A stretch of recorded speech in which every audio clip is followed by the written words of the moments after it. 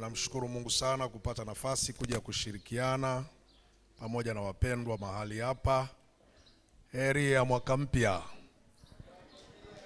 Ya Mungu ametupa neema kutoka 2025. Ametuingiza mwaka 2026 kwa maono na utekelezaji. Mungu amekuwa mwaminifu sana. Na mimi nimefurahi mchungaji kunipa nafasi tena.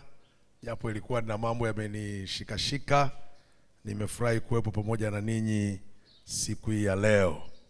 Naomba tusiende muda mrefu sana, nilete ujumbe unasema hivi: je, una taarifa sahihi kuhusu Yesu?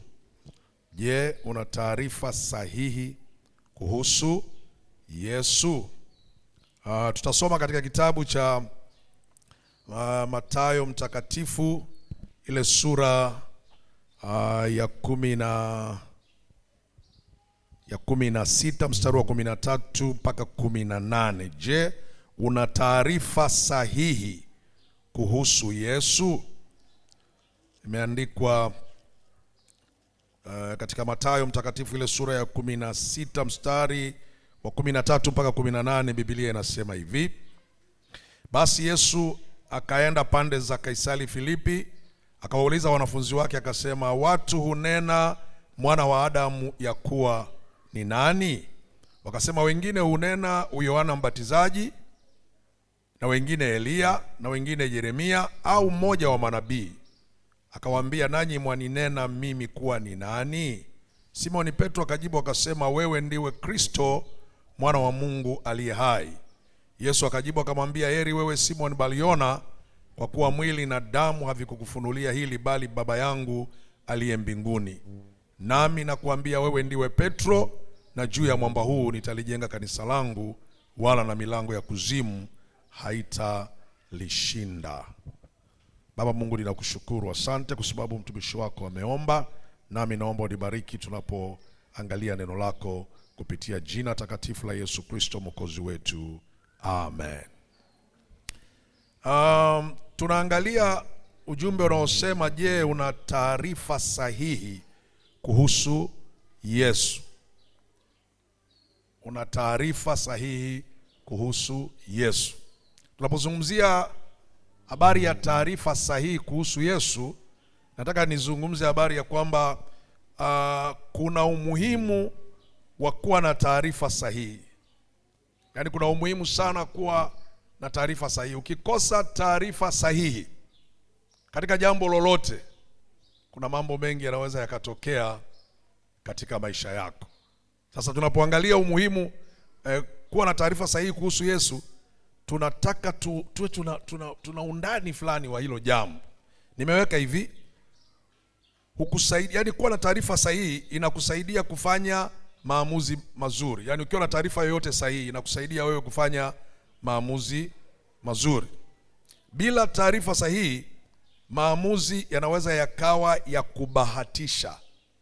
Sasa ukiwa na taarifa sahihi, hapa tunazungumzia kuhusu Yesu, lakini nyingine yoyote, ukiwa na taarifa sahihi tu nyingine yoyote, ile taarifa inakusaidia wewe kufanya maamuzi mazuri. Naona ile taarifa inakusaidia kufanya wewe maamuzi mazuri. Na bila kuwa na taarifa sahihi, maamuzi unaweza ukayafanya ya kubahatisha. Unabahatisha, yani una uhakika na yale ambayo unafanya. Kwa nini? Kwa sababu taarifa ulionayo si sahihi. Sasa leo tunataka tuzungumze au tushiriki katika ujumbe unaosema hivi: je, una taarifa sahihi kuhusu Yesu? Huyu Yesu unayemwabudu, huyu Yesu ambaye ni Bwana na Mwokozi wa maisha yako, huyu Yesu aliyeniokoa, aliyekuokoa, unazo taarifa zake sahihi? Hizo taarifa zake wewe unazo sahihi? Na unapokuwa na hizo taarifa sahihi, zinakusaidia sana sana kufanya mambo sahihi tena. Ukikosa taarifa sahihi, lazima utafanya mambo yasiyo sahihi, au utafanya mambo ya kubahatisha.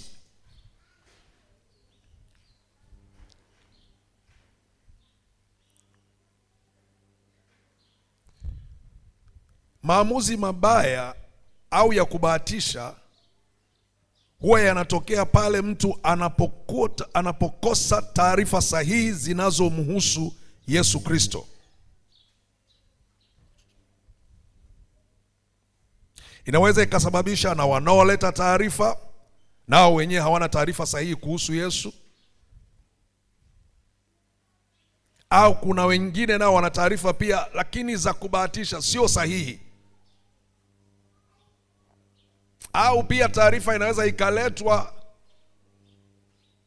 inaonekana kama sahihi lakini sio sahihi.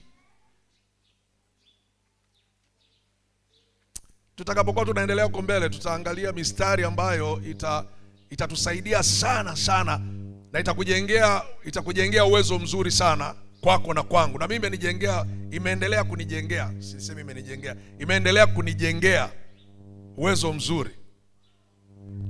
Naona umeme.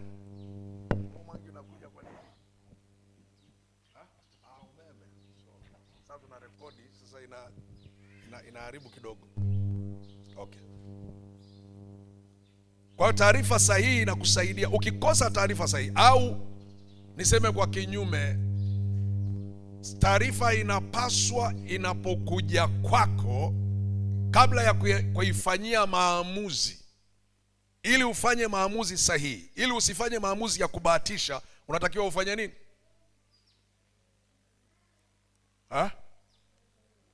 Ufanye ili sasa usifanye maamuzi yasiyo sahihi. Taarifa ikija, ili wewe ufanye maamuzi sahihi, kabla ya kufanya maamuzi sahihi unatakiwa ufanyeje? Uhakikishe. Uifanyeje? Uichunguze. Sawa. Uhakikishe au ufanye nini? Uichunguze. Sasa unaona, usipoihakikisha, usipoichunguza, unaweza ukafanya maamuzi yasiyo sahihi na yale yakakuchukulia muda wako vibaya sana. Muda wako vibaya sana. Tutakapoangalia huko mbele ya kuko tutakokwenda utaelewa. Na mimi unajua sio ule mhubiri wa mafumbo sana upate tabu kuumia. Mimi ni ule mhubiri nataka nikufunulie na Bwana akufunulie. Usiona kapa anataka kutokea wapi. Saa nyingine watu tulikuwa tunapenda zamani kuhubiri hivyo. Hubiri mpaka watu zaidi ya dakika 20 wanachanganyikiwa utatokea wapi. Niliacha huo mpango siku hizi. Niliacha, naona kama napoteza muda. Nataka nihubiri wewe uelewe. Bwana Yesu apewe sifa. Tulikuwa na mwalimu wetu mmoja anasema mtu akifaulu mtihani wangu sijaenda chuo mimi. Sasa anatakaje huyo mwalimu? Anataka tufanyeje? Tufeli. Kwa sababu hakuna kweli mtu atakayefaulu. Anasema tu wewe umepata, nimeona tu nikuongezee marks lakini hamjafaulu. Sasa hiyo haina maana. Haina maana. Tuko hapa tusisikie ugumu sana, tusikie neno linaweza likatusaidia. Kuja kwetu hapa sio kwa hasara. Haleluya. Na nishukuru mna mchungaji mzuri Jason, ni mchungaji mzuri nafahamu. Ni yeye anaweza akakufanyia kitu mpaka ukaelewa kabisa. Si mngepiga makofi kwa Bwana kwa ajili yake?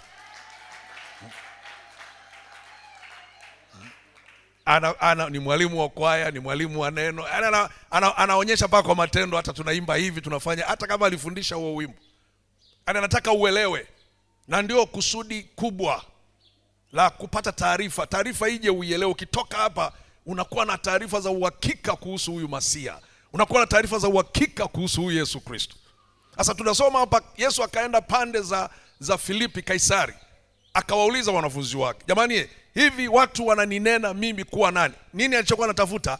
Anataka kuona taarifa zake watu wamezipata ziko sahihi.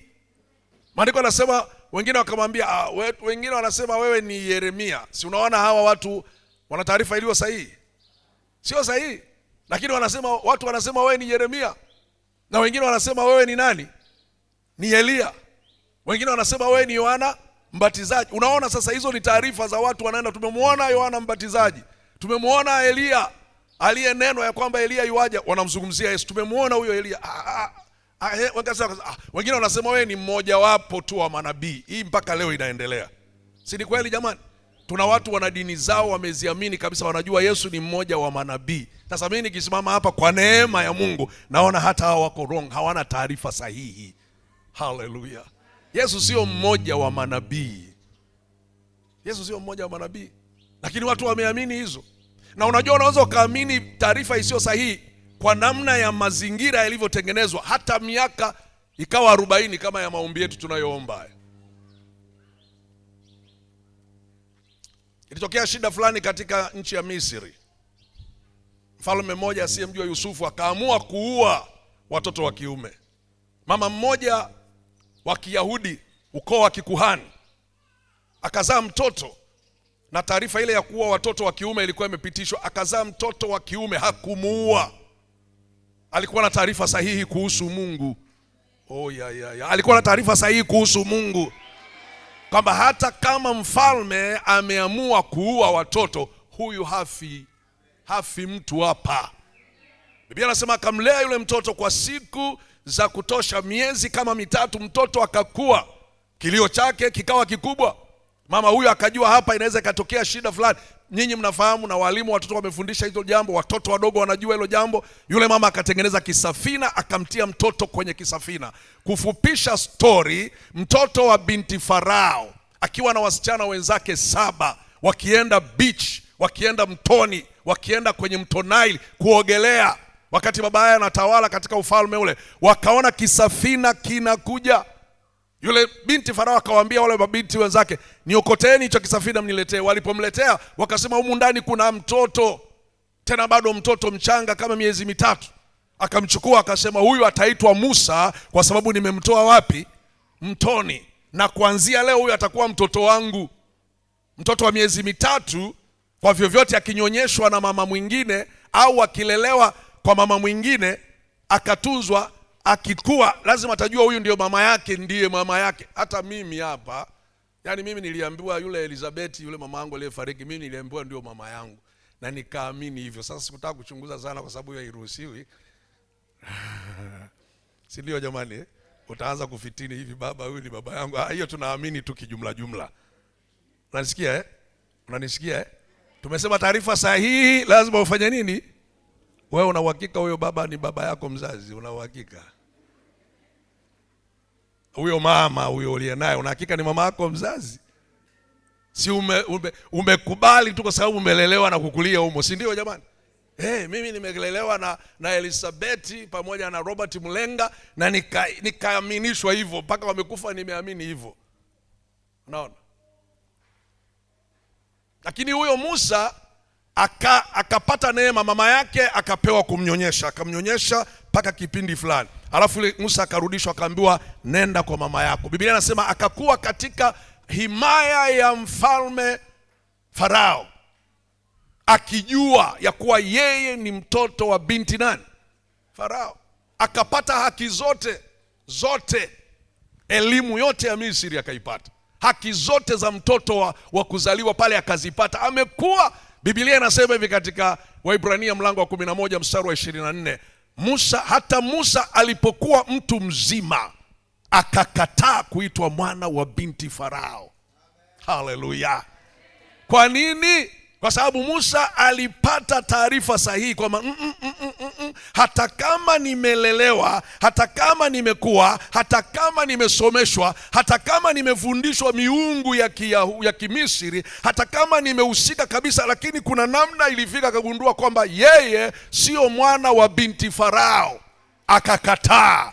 Biblia inasema kaona ni heri kupata mateso na watu wa Mungu kuliko kujifurahisha na dhambi kwa kitambo, akihesabu kushtumiwa kwake Kristo ni hazina kubwa. Haleluya! Jina la Bwana Yesu libarikiwe. Tulikataa kutoka kwenye utumwa wa dhambi, tulikataa maisha ya dhambi kwa sababu Yesu Kristo alituokoa, akatuhamisha, akatuingiza katika ufalme wa mwana wa pendo lake. Haleluya! Ikawa ajabu. Niliona sinema moja, filamu moja niliona paka yule Farao anashangaa wakati Musa anakataa. Anaulizwa, wewe si ni mtoto hapa? Anasema hapana, mimi sio mtoto hapa. Anaulizwa, wewe mama yako sasa ni nani na baba yako ni nani? Sasa mimi ni Mwibrania wa Waebrania. Hata kama sijui mama yangu, sijui baba yangu, lakini mimi ni Mwibrania wa Waebrania. Kama wewe unaachia haki zote hizi, unajua baada ya mimi kufa wewe ndio unakuwa mfalme katika hii himaya, wewe ndio mtoto wa kifalme. Akasema hapana, sio masuala ya kuwa kwenye himaya. Mimi nimejua taarifa ya kuwa sio mimi Misri, mimi ni Mwibrania. Ilichukua miaka 40 akiwa na taarifa isiyo sahihi.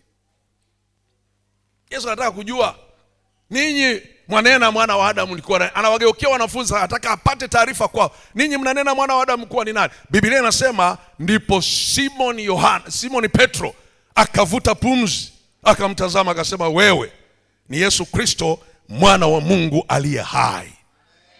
Na Yesu akasema kitu cha ajabu sana, akasema, ndugu, damu na nyama havikukufunulia hili, ni Baba yangu wa wapi? Kumbe hata kumjua Yesu, kupata kuwa na uhakika ya kwamba Yesu Kristo ni mwana wa Mungu aliye hai, tunahitaji ufunuo kutoka mbinguni. Ndio maana wanakushangaa jirani zako, wanakushangaa ndugu zako, wanakushangaa mliozaliwa ukoo mmoja, wanakushangaa kwenye imani uliokuwa nayo. Unaposema Yesu amekuokoa, hawawezi kuelewa kwa sababu hilo jambo ni la kiufunuo. Haleluya. Hasa una taarifa hizo zilizo sahihi.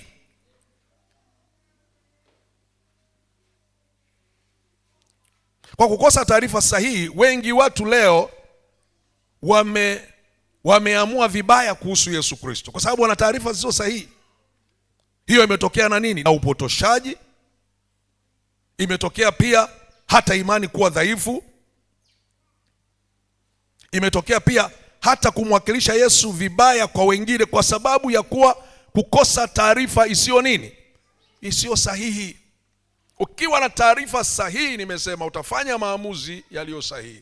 Ukiwa na taarifa isiyo sahihi, pia utafanya maamuzi ya kubahatisha. Utakuwa unafikiria tu, lakini haiko hivyo. Katika kitabu cha Mwanzo sura ya 37, kitabu cha Mwanzo sura ya 37 mstari wa 29 mpaka mstari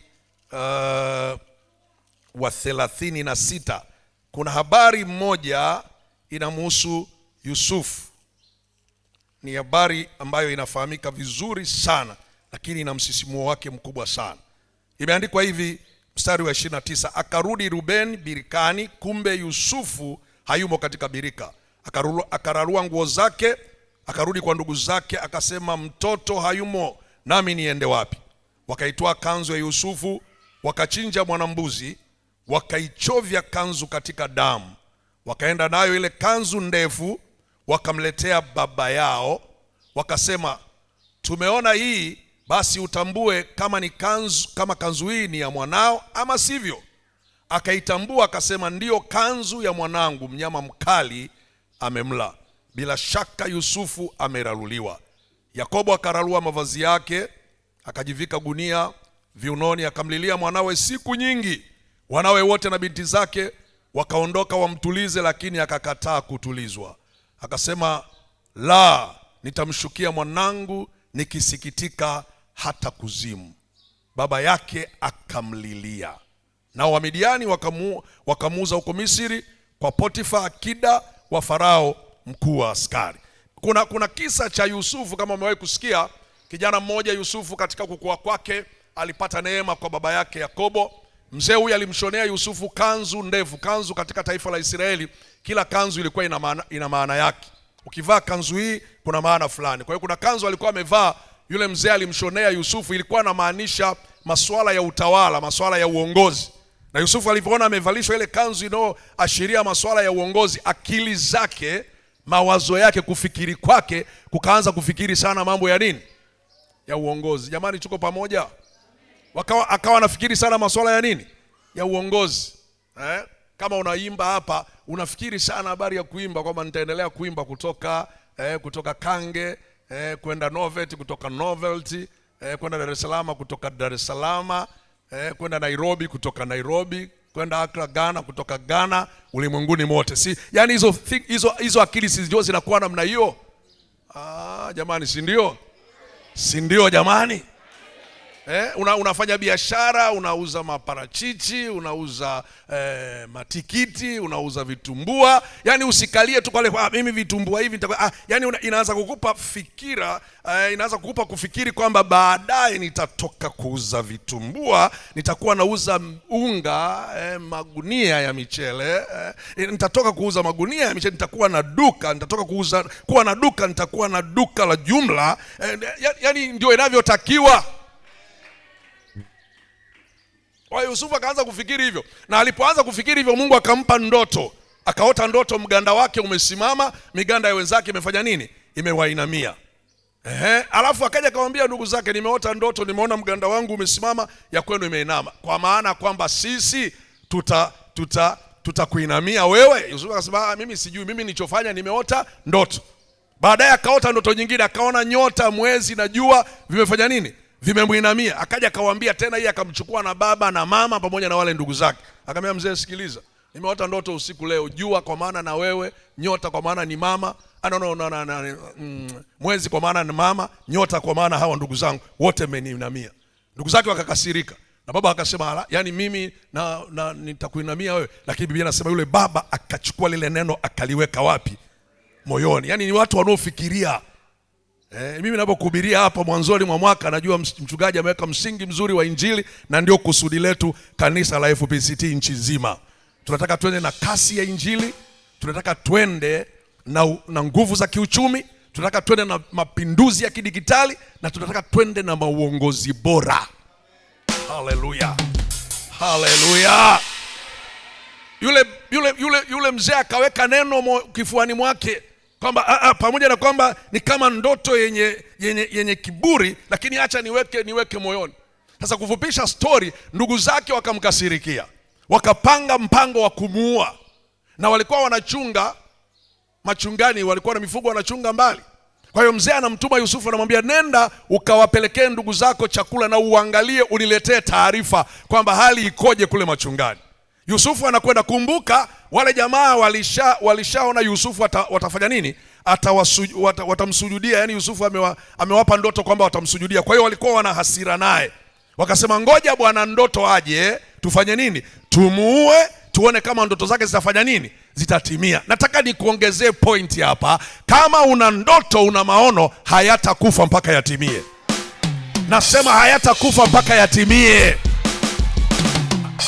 Ukikutana na msukosuko wowote ule, uwe ni ugonjwa, uwe ni kukatishwa tamaa, uwe tu umekosa kazi kwa muda mrefu, au hujapata kazi ile unayohitaji, nataka nikutangazie mchana wa leo, ndoto yako haitakufa mpaka itatimia. Ndoto haiwezi kauawa na matatizo hata siku moja. Haiwezekani. Kama una ndoto ambayo Bwana amekupa, kama una mpango fulani Mungu amekupa, nataka nikuambie kuanzia mchana wa leo, simama na huo mpango. Nasema simama na huo mpango. Na hizi ni taarifa sahihi kutoka madhabahu ya Kange Kasera. Jina la Bwana Yesu libarikiwe. Nasema jina la Bwana Yesu libarikiwe. Nani amekuambia utaolewa? Hizo sio taarifa sahihi. Bwana alisema si vema mtu akae peke yake, nitamfanyia msaidizi wa kufanana naye. Nitamfanyia, sio kazi yako, Bwana atafanya. Haleluya. Haleluya. Hizo ndio taarifa sahihi ninazokueleza. Unasikia? Wakamuona anakuja, wakasema bwana ndoto yule anafanya nini? Anakuja. Sasa ngoja tumuue, tuone kama ndoto zitafanya nini? Zitatimia. Wakamkamata. Kwanza walikuwa na chuki na vazi na ile kanzu, hawakumpiga. Wakachukua ile kanzu wakaichana, kwamba tuone sasa hiyo kanzu inaonyesha kwamba wewe utakuwa mfalme, wewe utakuwa bosi wetu. Sasa tunaichana hii kanzu. Inawezekana watu watachana vyeti vyako, watapeleka taarifa mbaya kule, hawajachana moyo ulio ndani yako. Nasema hawajachana moyo ulio ndani yako. Haleluya. Jina la Bwana Yesu libarikiwe. Wakaichana alafu wakaitupa kule, na wakapanga mpango wa kumuua. Lakini ngoja nikuambie, mwenye ndoto huwa anasimama na Mungu.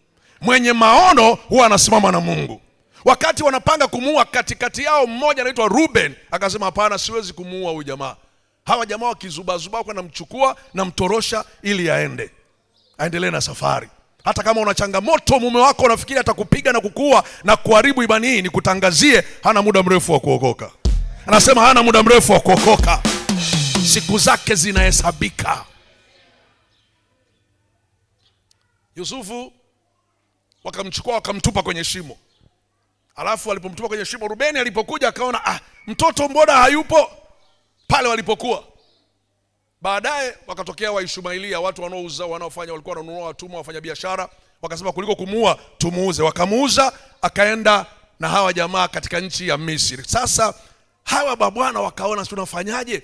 Mzee anampenda Yusufu na Yusufu ametoka nyumbani. tunafanyaje? Wakachukua ile kanzu ya Yusufu wakaichana chana. Jamani, hii ni Biblia imeandika. Wakaichana chana, wakamchukua mwanambuzi wakamchinja, wakachukua damu wakainyunyiza kwenye ile kanzu iliyokuwa imechanwa chano. Si unajua sasa kanzu si nyeupe, alafu imechanwa chana na imetiwa na damu. Alafu wote kwa pamoja wakaenda nyumbani kwa mzee Yakobo. Wakamwambia, mzee, tambua hii kanzu ni ya nani? Mzee alipoitazama akasema, hii kanzu ni ya mwanangu Yusufu. Kwa sababu anaijua ile kanzu, yeye ndiye alimpa. Akasema, hii kanzu ni ya mwanangu Yusufu. Sasa sikiliza kosa linalotokea. Akasema, bila shaka mnyama mkali amemrarua. Yaani mzee akaamini ya kwamba Yusufu amefanya nini? Amekufa. Amekutana na mnyama mkali, amekutana na simba, simba amekula Yusufu. Yusufu amefanya nini? Amekufa. Biblia inasemaje? Mzee akaingia kulia.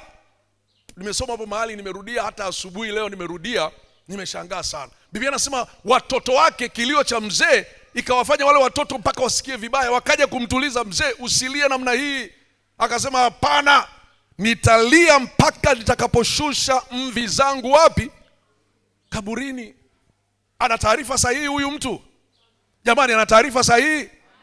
Si unaona Kumbe taarifa pia isiyo sahihi unaweza ukapewa na watu unaowaamini. Hawa ni watu ambao mzee Yakobo anawaamini. Hawa ni watoto wake.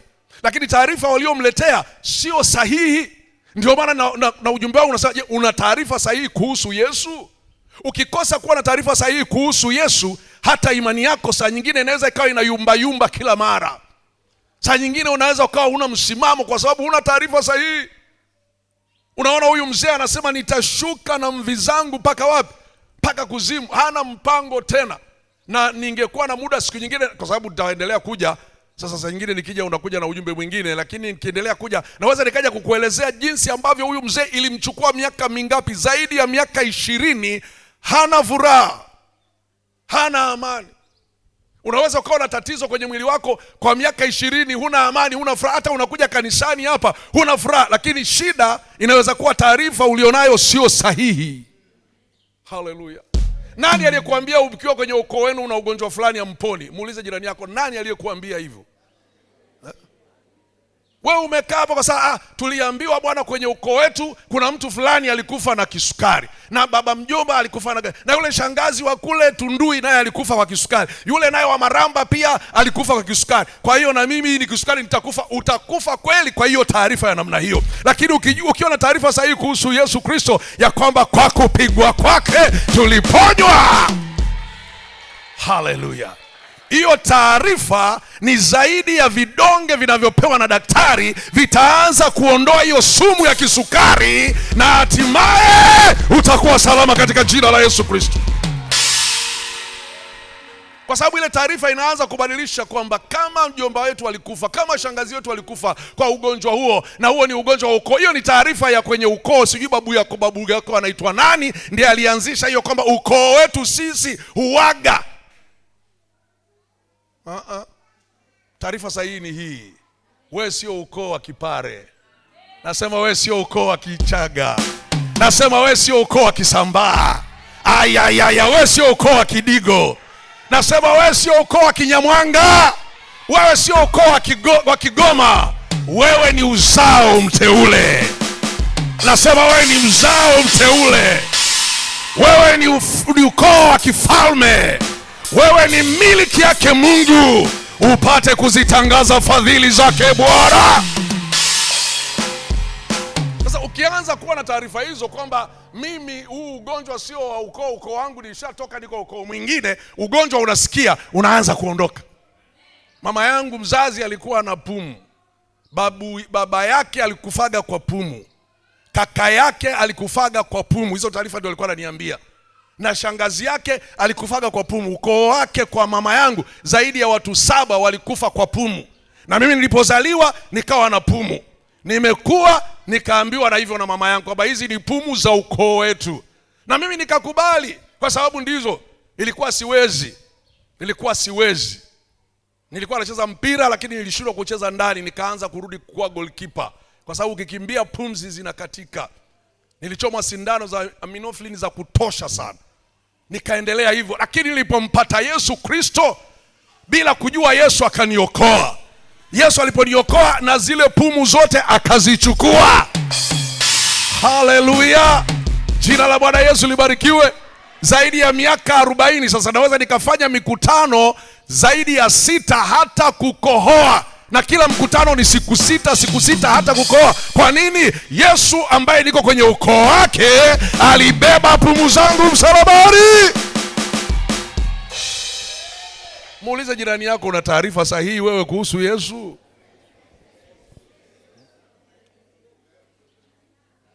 Ukikosa taarifa sahihi unaweza ukaishi katika mateso makubwa. Najaribu kumwangalia mzee Yakobo miaka ile, alisema mtanishusha na mvi zangu kaburini. Maana huyu mzee hakuwa na furaha. Hakuwa tena na maisha ya furaha. Maisha yake yalikuwa mabaya. Kwa sababu wazo lake la Yusufu ameshakufa. Kumbe Biblia inasema Yusufu alikuwa amefanya nini? Hajakufa, ameshachukuliwa, ameenda upande mwingine. Unasikia? Na upande huo mwingine Yusufu mambo yakaenda yakatokea, yakawa mambo mengine. Mzee bado yuko kwenye huzuni kwa sababu ya taarifa. Ukikosa taarifa sahihi au waletaji pia taarifa, wakileta taarifa tofauti pia wanaweza wakaribu imani yako. Haleluya. Wengine wanakuletea tu imani ya ninyi hamwezi, nyinyi hamwezi. Hapa Kasera hapa hamwezi. Kujenga jengo kama hili hamwezi. Mnaanza maombi ya kuomba msaada kutoka Ulaya. Hiyo ni taarifa potofu hiyo. Mnanielewa ninachokizungumza? Lakini ashukuriwe Mungu kwa mchungaji wenu. Kila Jumapili, nimeshakuja hapa si Jumapili ngapi, nasikia hili jambo la wanaume na wanawake 75,000 saa nyingine zinavuka. Ni nyinyi wenyewe kitu cha kwenu. Kwa hiyo mtu mwingine akija akileta msaada, huyo alete tu msaada, lakini nyinyi wenyewe mnaweza. Ukishaingia huwezi, hiyo ni taarifa tofauti. Na taarifa mbaya. Una taarifa isiyo sahihi. Na hiyo itakushusha. Itakushusha. Lakini ukiingia tunayaweza mambo yote katika yeye afanye nini? Tayari Mungu naona anakuja. Hata kama atachelewa lakini Mungu anakuja. Haleluya. Bwana Yesu apewe sifa. Bwana Yesu apewe sifa. Kuna wangapi hapa wanakaa kwenye nyumba za kupanga? Nyosha mkono wako juu. Nyosha. Aha. Kuna mikono kadhaa, asante. Sasa kuanzia sasa tafuta kiwanja, usikae kwenye nyumba ya kupanga. Unaona hiyo taarifa ninayokuletea? Acha kusema sasa huyu mchungaji naye ni kama amechanganyikiwa pale. Hivi anavyozungumza kutafuta viwanja vinakwaje? Tafuta kiwanja. Hiyo ni taarifa kutoka madhabahuni. Tafuta nini? Viwanja maeneo haya hapa Uarabuni hapo, unaweza kupata hata kingine kwa 1,150,000, ikizidi sana 2,000,000. Mbugani huko unaweza kupata, kienda sana labda 4,000,000. Sasa huwezi kushindwa. Huwezi kushindwa. Naona hata kusema amina hataki. Nasema huwezi kushindwa. Tafuta hicho. Ukiwa unaona kupatikana hela ni ngumu, muone mchungaji Jason. Mwambie mzee, pamoja na michango kanisani, niwekee 50,000 yangu, nataka nitafute kiwanja. Unaendelea hivyo hivyo. Baadaye siku nyingine anamwambia mzee, nina 200,000 niwekee. Kwa sababu bahati na wakati humpata kila mtu. Hiyo ni taarifa kutoka neno la Mungu. Kwa hiyo utaona tu kishaanzisha hizo zashangaa bahati zinakuja. Asa zikija usiende Tanga Beach. Na shida nyingine ni hiyo. Zikija ndo na sija kuna Tanga Beach sija kwenda, utaenda kupoteza hela pale. Ni soda ile ile pale utauziwa shilingi 5,000. Soda ni ile ile ambao kumtaani huko unaipata kwa 500. Unanielewa ninachokizungumzia? Ikija unamwambia hiyo hapa ule. Baadaye unakuja kumuuliza mzee zimefika ngapi? Anakuambia zimefika 2,000,000. Mnaanza kutafuta nini? Kiwanja. Huwezi kukosa huko Mbugani. Unaona Mbugani ni mbali lakini kesho patakuwa karibu. Mchungaji Jason simama. Huyu mchungaji Jason na mke wake hapo walipojenga, hapo walipokuwa wamejenga. Kuna kipindi mimi nilikuja nikasema hawa nao sijui ana akili gani hawa. Miaka zaidi ya 30 nadhani ilio si kama ni 30 au 20 na acha 10 siniko hapa sasa hivi na miaka 11. Kabla sijahamia hapa nilitoka Mombo. Kama miaka 15 kulikuwa ni mamsitu kabisa. Hakukuwa hivi. Hizi gorofa unazoziona hizi zimetokea jana. Halo. Na sijui alikipata kwa shilingi ngapi kile kiwanja. 300,000. Hebu niambie, hapo leo kiwanja unakipata kwa 300,000? Unakipata leo kiwanja hapo kwa 300,000? Hakipatikani. Kwa hiyo hata kama utakipata Mbugani leo kwa 300,000, baada ya siku chache mji utafika pale. Nasema mji utafika pale. Sijui kwa nini nimesema wewe ambaye una kiwanja anza kufikiria kujenga. Haya, turudi kwenye somo letu, tusitoke nje. Bwana Yesu apewe sifa. Haleluya. Haleluya. Waleta taarifa wakamwambia mzee, tambua hii kanzu. Akatambua, akakaa na huzuni kwa miaka ya kutosha, na kwamba Yusufu alishakufa. Yusufu hana uwezo. Nataka nikwambie mchana wa leo, Yesu Kristo ni yeye yule jana na leo na hata milele. Nasema ni yeye yule jana na leo na hata milele. Wakati watu wanafikiria Yesu amekufa, Yesu yuko nchi nyingine. Yesu yuko upande mwingine. Ameketi katika kiti cha enzi cha utukufu wake. Ana uwezo na kila kitu, yu hai. Wakati mzee anafikiria Yusufu amekufa, Yusufu yuko nchi nyingine ya Misri, yuko chini ya Farao, ndio mwenye amri na mamlaka ya chakula na utawala. Lakini taarifa iliyoletwa haikuwa sahihi. Anawauliza watu, unena mwana wa Adamu ya kuwa ni nani? Wengine wakasema huyo anasema ni Yeremia. Wengine wanasema Yohana Mbatizaji. Wengine wanasema ni mmoja wa manabii. Wakauliza, na ninyi mnanena mimi kuwa nani? Wanafunzi walitulia pale kwa sababu hawakuwa na majibu ya haraka. Walitulia, huyu ni nani? Au ni nabii yule? Au tumtazamie yule ajaye? Mungu akampa Petro ufunuo, akasema wewe ni Yesu Kristo, mwana wa Mungu aliye nini? Aliye hai. Yesu akamwambia, nyama na damu havikukufunulia hivi isipokuwa Baba yangu aliye mbinguni. Na ile ilikuwa ndio taarifa sahihi. Na Yesu akasema, katika mwamba huu, yani katika taarifa hii ya kwamba mimi ni mwana wa Mungu aliye hai, nalijenga kanisa langu, hata na milango ya kuzimu haitalishinda. Haleluya. Kwa hiyo taarifa inaweza ikakuharibu kwa sababu moja. Ya kwanza, inapoletwa unaacha kuichunguza vizuri, kuijua hii taarifa ni ya kweli. Mimi nimejiuliza maswali. Mzee Yakobo, mzee wa kiroho, baba wa mafunuo, wewe ambaye umetembea na Mungu, ulishindana na malaika, hivi unaambiwa hii kanzu itambue, unasema kweli kanzu hii ni ya mwanangu Yusufu, halafu unaongeza mnyama mkali amemrarua. Si hata waulize, huyo mnyama mkali aliyemrarua amekula vitu vyote? Hata mifupa? Si ni kweli jamani? Alafu siwaambie, hebu tuendeni mkalionyeshe pale mlipo ikuta hii kanzu. Nataka nikwambie, wakiwa wanaenda njiani, mmoja angeshindwa kuvumilia. Kuna watu hawawezi kuvumilia kwamba jamani, hapa tumenaswa. Mzee, mimi naomba tuseme ukweli tu, yule jamaa hajafa, tumemuuza. Si unaona? Lakini unapokeaje tu kirahisi tu?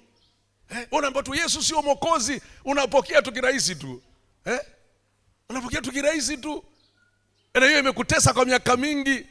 Imani yako tumekwambia huyo Yesu sio mwokozi, Yesu sio mfalme, ukaona ni kweli wamekupa mistari fulani tu ya buda. Yesu ni mwanadamu.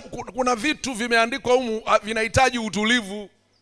Nikamta mtu mmoja wanasema Yesu ni Mungu. Yesu sio Mungu. Hebu sikiliza, anasoma mstari. Yesu akasema, Mungu wangu, Mungu wangu, mbona unaniacha? Yule jamaa akasema, unaona, kama Yesu mnasema ni Mungu, mbona yeye mwenyewe anasema Mungu wangu, Mungu wangu, mbona unafanya nini? Mbona unaniacha?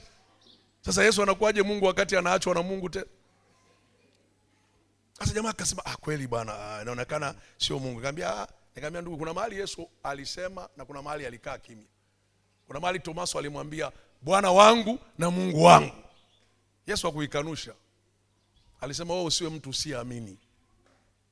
Naona kabisa ukitaka kucheza na maandiko kwa namna hiyo utatoka nje. Yesu ni tofauti. Nasema Yesu ni tofauti. Nasema Yesu ni tofauti kabisa. Yaani umlinganishi na chochote kile. Haleluya. Taarifa natakiwa uzifuatilie, ujue kwamba ilikuwaje, ni wapi mlikuta hii ngozi. Kwa maana wapelelezi au maaskari wanakwenda mpaka kwenye tukio, kwamba ilikuwaje, tukio lilitokea hapa, ilikuwaje, wewe ulimkuta huyu maiti hapa, ulipomkuta wewe, ulipokuja ulimkuta kutaje hapa, yani wewe ilisababishaje mpaka ukamwona? Mimi niliona tu hapa kama kuna nzi wanazunguka hivi, zo nikasikia na harufu nikaona. Ulikuwa unafuata nini huku? Wewe huku ulikuwa unafuata nini kwa kawaida yako? Huku ulikuwa unafuata nini? Ukiulizwa maswali manne matano umeshasema ngoja tu niseme ukweli, unaeleza ukweli. Lakini kuamini tu kwamba mnyama mkali amefanya nini, huku ni kufeli. Ni kufeli. Ni kufeli. Katika maisha ya wokovu unatakiwa ushike mambo uyaelewe. Haleluya. Kama andiko linasema hivi, neno la Mungu linasema hivi, unang'ang'ana pale pale. Unakaa. Hata kama linachelewa wewe kaa. Haleluya. Unakaa tu, linachelewa unakaa. Anasema wamngojao Bwana watavikwa nguvu mpya. Si ndio? Unamngoja Bwana kwa neno lake. Kwa Mungu amesema hapa, namsubiria hapa. Namsubiria kwa sababu yeye ni mwaminifu, yeye ni wa kweli, ni wa haki. Unapomsubiri Mungu pale, hata kama siku zinaenda, zinaweza zikacheleweshwa tu, lakini lazima Mungu aje atimize, akigundua uko connected na mbingu. Lakini kama una sita, unabahatisha, taarifa zenye uziamini, haitakaa sawa. Watu wengine ambao walileta taarifa tofauti, walichaguliwa watu 12 kutoka kila kabila la taifa la Israeli. Ukisoma kitabu cha Hesabu sura ya 13 mstari wa 1 mpaka na kuendelea, utakuta walichaguliwa watu 12 kutoka kila kabila la taifa la Israeli. Wakatumwa waende wakapeleleze Yeriko. Na walienda kupeleleza Yeriko kwa muda wa siku 40. Hesabu sura ya 13 mstari wa 1 na kuendelea. Walipokwenda kupeleleza siku 40, Biblia inasema wakaona matunda, wakaona ule mji jinsi ulivyo, wakaona maboma, wakaona jinsi ambavyo ile nchi ilivyo njema. Wakaona dhahabu za kule, wakaona vitu vizuri. Na Mungu ameambia kapelelezeni kwanza. Sitaki niwape nchi bila kuipeleleza kwanza, bila ninyi kuijua. Nendeni mkaione jinsi ilivyo. Ina milima, ina mabonde. Wakapeleleza, wakaona nchi imejaa. Na wakati huo ulikuwa ni wa mavuno, matunda yamejaa, tini zimejaa. Lakini wanaendelea kupeleleza, wakaona majamaa marefu, maniferi, wakaona majitu kule marefu. Lakini Biblia inasema wakakata matunda. Wakati wanarudi, kati ya watu 12, tusome Hesabu sura ile ya 13. Tuko kwenye taarifa sahihi. Hesabu sura mlango wa 13 wa kitabu cha Hesabu. Wewe utapata muda wa kusoma kuanzia mstari wa 1 mpaka ule wa mwisho, lakini mimi nianzie mstari wa 25. Wakarejea baada ya kuipeleleza nchi mwishoni wa siku 40. Siku ngapi jamani? Tuko kwenye maombi ya siku ngapi jamani? Si tunapeleleza nchi jamani? Si tunapeleleza uzuri wa Bwana jamani? Si tunapeleleza uzuri wa Bwana? Sasa tukimaliza maombi haya, uje na taarifa njema. Usije tena na taarifa nyingine za ajabu ajabu. Naona wakaenda wakafika kwa Musa na kwa Haruni, mstari wa 26. Wakaenda wakafika kwa Musa na kwa Haruni na mkutano wote wana wa Israeli katika jangwa la Parani huko Kadesh. Wakawaletea watu habari wao na mkutano wote, wakawaonyesha matunda ya nchi ile. Wakawaambia wakisema, tulifika katika nchi ile uliotutuma, na hakika ni nchi yenye wingi wa maziwa na asali, na haya ndiyo matunda yake. Lakini watu wanaokaa katika nchi ile ni hodari, na miji yao ina maboma, nao ni makubwa sana. Na pamoja na hao tuliwaona wana wa Anaki huko, wa Amaleki anakaa katika nchi ya Negebu, na Muhiti na Muyebusi na Muamori wanakaa katika milima, na Mkanani anakaa karibu na bahari na kando ya ukingo wa Yordani. Kalebu akawatuliza watu mbele za Musa akasema, na tupande mara tukaitamalaki, maana twaweza kushinda bila shaka. Bali wale watu waliopanda pamoja naye wakasema, hatuwezi kupanda kupigana na watu hawa, kwa maana wana nguvu kuliko. Aya, tusome wote mstari wa 32 kwa pamoja. 1, 2, 3.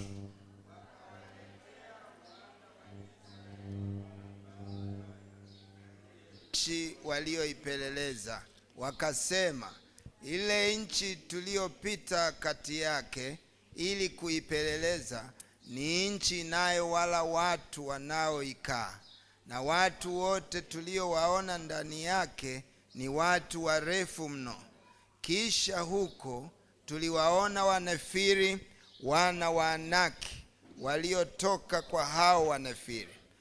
Tukajiona nafsi zetu kuwa kama mapanzi, nao ndivyo walivyotuona sisi. Unaona, Wale watu waliokwenda wengine wakaleta habari nini? Mbaya. Huko wameshika matunda, huko wameshika na matunda na vilivyo vya kule. Halafu anasema ile nchi ni ya maziwa na nini? Na asali. Yaani ile nchi ina vinono vya kila kitu. Hiyo inaonekana ni habari nini? Nzuri. Lakini wanaendelea wanasema tukawaona wana wa Hanaki, tukawaona wa Omori, tukawaona wa Menifeli, tukawaona wa Hitu na wa Yebusi, majamaa yanaokaa huko, tukayaona majitu ya tofauti tofauti. Habari inaendelea. Wanasema tulipowatazama wale jamaa, tena ni watu wanaokula watu. Jamani, hao sio watu wa kawaida, si ndio? Watu wanaofanya nini? Wanaokula watu. Na hapa unaona hii habari ni ya uongo, lakini inaletwa na watu ambao wametumwa kutoka kwenye kundi wanaloaminiwa. Kule kwenye wale jamaa hawakuwa wanakula watu. Pamoja na kwamba walikuwa wapagani, ukisoma historia walikuwa wanatoa watoto wao dhabihu kwa moto, lakini hawakuwa wanakula watu. Lakini hawa wanawaambia tukawaona wale jamaa wanakula nini? Wanakula watu. Unaiona hiyo taarifa kama ungeambiwa jamani mnataka kwenda kuhubiri Pangani, mnataka kwenda kuhubiri wapi mnataka kwenda kuhubiri. Halafu mnaambiwa kwenye ule mji mnaokwenda kuhubiri kuna watu wanakula watu kule. Si itabidi mwanze kujipanga vizuri Au mnaweza mkaahirisha jamani? Si ni kweli jamani? Hawa jamaa wanawakatiza watu kwamba kule watu wanakula watu, lakini sio hivyo. Wanasema sisi wenyewe tulipojiona tukajiona kama nini? Kama mapanzi. Unaona jinsi unavyoweza kujidharau kupita kawaida kwa sababu ya taarifa mbaya. Si unaona Si ni kosa kubwa sana ukikosa taarifa sahihi. Anasema sisi wenyewe tukajiona kama nini? Kama mapanzi. Alafu wanaongeza na kipengele kingine wanasema na wao ndivyo walivyotuona. Mmejuaje? Mmejuaje? Nyinyi mmejuaje kama wanaona hivyo? Mmejuaje? Taarifa mbaya, taarifa isiyo sahihi. Lakini namshukuru Mungu, watu wawili Kalebu na mwenzake Joshua akasema hapana jamani, tupande, bila shaka tutaitamalaki nchi. Ukiendelea sura ya 14 ilifika mpaka Mungu akakasirika, akaamua kuwateketeza hao jamaa. Kwa sababu kwanza wameleta taarifa mbaya, ama wameleta taarifa isiyo sahihi, halafu wanamshusha Mungu katika viwango vyake. Jamani, Mungu tunayemwabudu ni Mungu wa viwango. Anasema ni Mungu wa viwango. Halafu nisikilize nikwambie pointi nyingine. Mungu hana upendeleo. Katika kila taifa mtu amchaye na kufanya mapenzi yake hukubaliwa na yeye. Kwa maana hiyo hata wewe umo. Anasema hata wewe umo. Kwa hali yoyote ulionayo, kwa kiwango chochote, wewe una thamani machoni pa Mungu.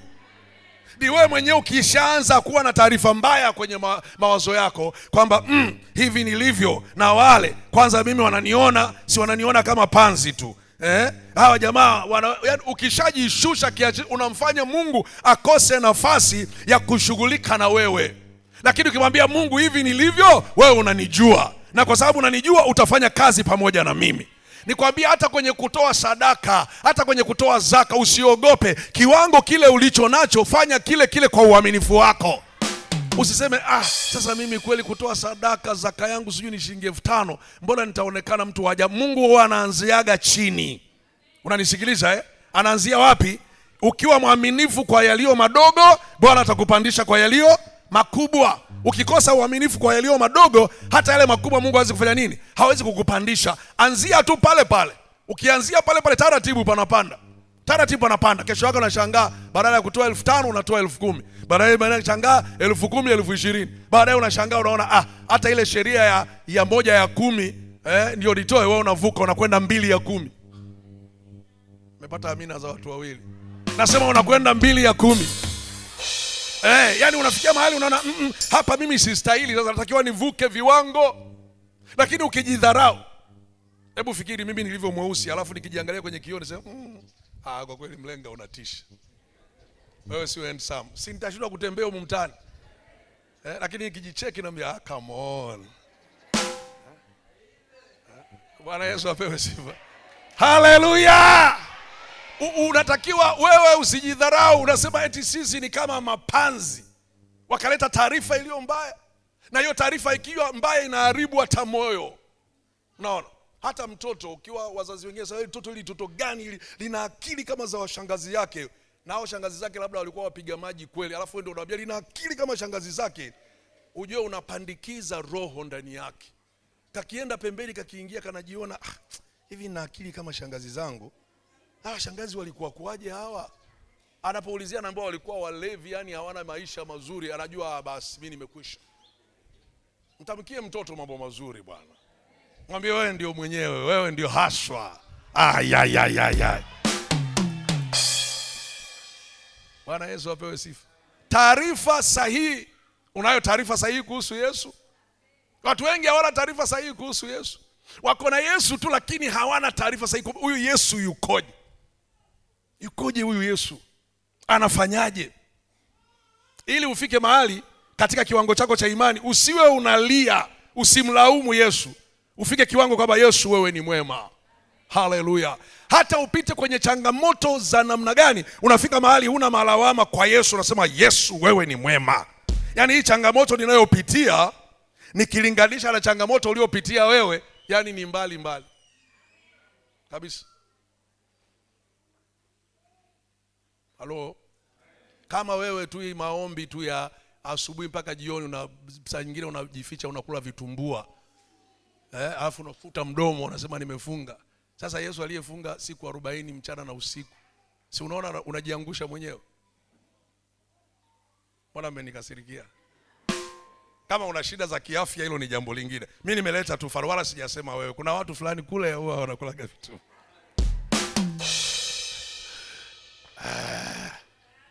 Haleluya. Jina la Bwana Yesu libarikiwe. Ukianza kumtambua huyu Yesu, ukapata taarifa zake sahihi, zikaingia kwa usahihi, ndio zinakufanya unakuwa na jeuri. Waswahili wanasema jeuri ya chama, sio jeuri ya chama, unakuwa na jeuri ya damu ya Yesu Kristo. Unakuwa na jeuri ya jina la Yesu Kristo. Yaani uko tu hivi hata una uwezo wanaouona katika mwili, lakini una kajeuri fulani. Si ndio? Si ndio bwana mnasali hapa mtu anaweza wanaabudu mahali, wapi unaenda abudu, hapana hata madirisha na nini, una jeuri yako. Unajua madirisha yatakuja tu. Haya ni mambo ya muda tu. Come on, haya ni mambo ya muda tu. Kama wewe unasubiri uje uingie kwa kioo na madirisha, sisi tulishaingia tayari tu kwao.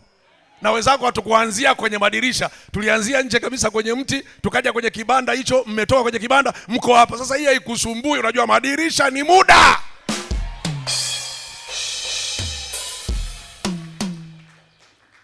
Mungu wetu apewe sifa. Yesu anasema katika Yohana 17:3 anasema na uzima wa milele ni huu, wakujua wewe Mungu wa kweli na wa pekee, na Yesu Kristo uliyefanya nini? Kwisha. Hapo biashara inaishia hapo. Yaani huo ndio uzima wa milele. Mimi binafsi nasimama hapa, nataka niwe ushuhuda kwenu. Kuna vitu Mungu ananifanyiaga kwa neema, huwa nikifanya mahesabu naweza nikafika mahali kaona kama ni mahesabu ya kidunia 2 + 2 iwe 4, mimi kwangu inakataa. Inasema 0 + 0 inakuwa 4. Sijui unanielewa ninachokizungumzia? Yaani huyu Mungu kuna vitu ananifanyiaga, yaani mpaka anasema kumbe ni kwa sababu ya neema yako. Haleluya. Unaonaje wale wanaume ambao waliambiwa hivi, mkisikia zomori na ngoma na zeze, Shadraka, Meshaki na Abednego, kuanguka na kusujudu, vinginevyo nitaona huyo Mungu wenu atakayewaokoa na moto huu. Wale jamaa wakamwambia, je, mfalme, kama ulivyosema, kwa taarifa yako, Mungu wetu asipotuokoa na moto huu, hatusujudii sanamu yako. Unanielewa natuzungumze? Yaani sisi hata kama hatutaokolewa, lakini sanamu hatufanye nini? Hatusujudii. Yaani kwa taarifa nyingine wetu tupe tu, acha tufe, tumeshamjua mwanamume wa wanaume. Tumeshamjua uzima wa milele. Tumeshajua tumaini letu. Mfalme akachanganyikiwa, jamani watu wa namna gani? Akasema okay, sasa kwa sababu wana viburi hawa vijana, naomba moto uchochewe mara ngapi? Mara 7. Ili tukomeshe hii tabia ya kujibu jeuri mbele ya mfalme. Moto ukachochewa mara 7.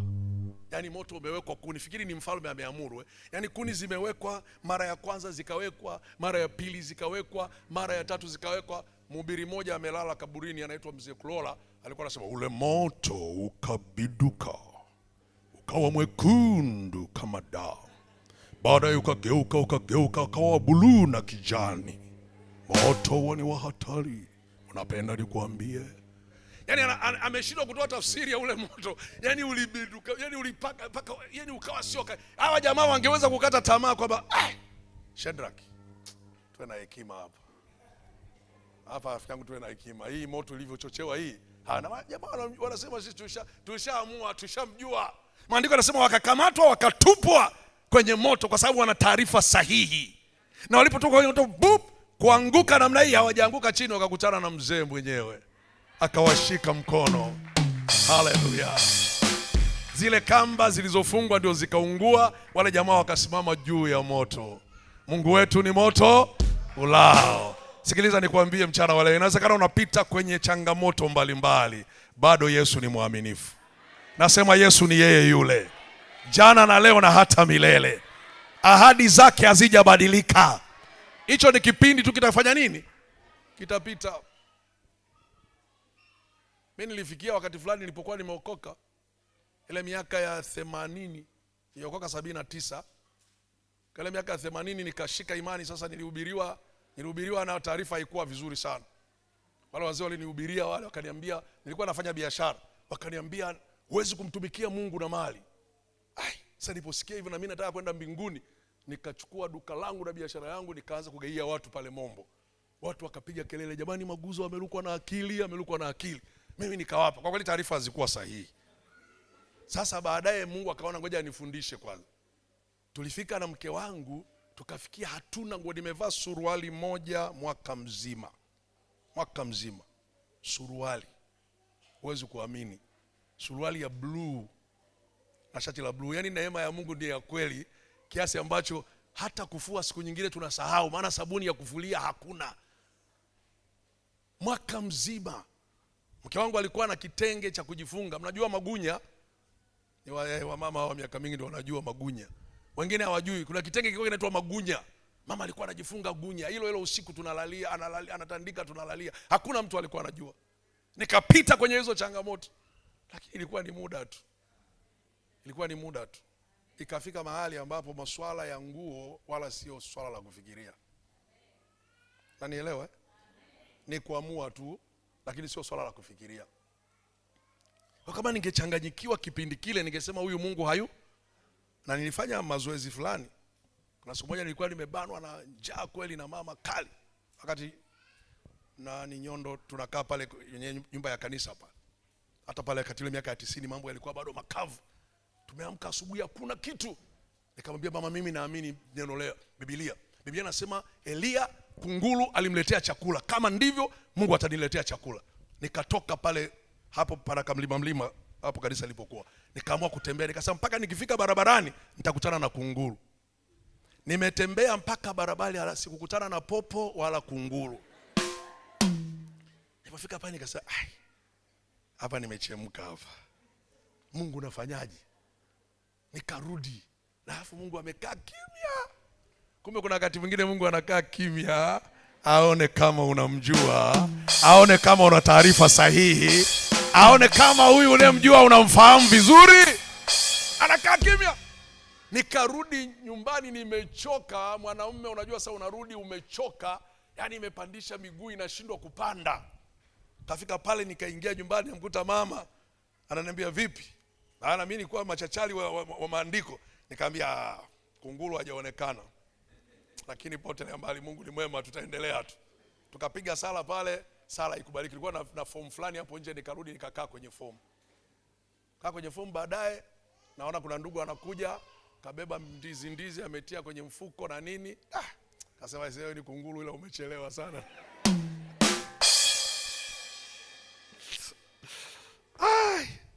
Hallelujah. Mguse jirani yako, mwambie una taarifa sahihi kuhusu Yesu.